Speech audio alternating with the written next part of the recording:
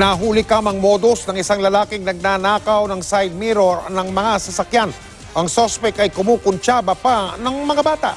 Nakatutok si Cesar Apolinario.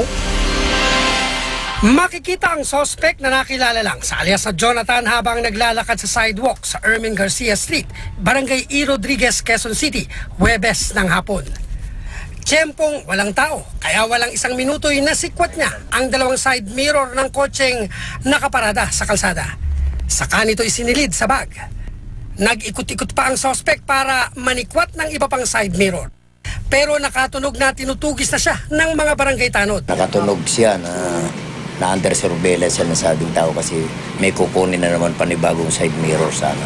Yung mga bata, kasabwat yon. Pero nung na-apprehend na namin, yun naman yung pagkasabi na nawala na yung tao. Nalaman ding may kakuntsabang 3 bata ang sospek na pinagpasahan niya ng mga ninakaw na side mirror. Ang ginagawa niya, yung mga nababaklas niya side mirror, ipinapasa niya sa bata. Magamit po talaga sila ng mga minor de edad para pag sila nahuli namin, ligtas sila sa responsibilidad o kaso. Ngayon, ang mga bata, pag nahuli namin, hanggang DSWD lang, mga ilang araw lang, pinalalaya rin. Gabi noong Huwebes din nang maaresto ang 3 bata na pawang mga babae, edad 14 pababa. Nakuha sa kanila ang ilang side mirror na ninakaw ng lalaking sospek na nasa edad 40 pataas. Hindi mahagilap ang side mirror ng unang sasakyang biniktima dahil dinala raw mismo ng sospek.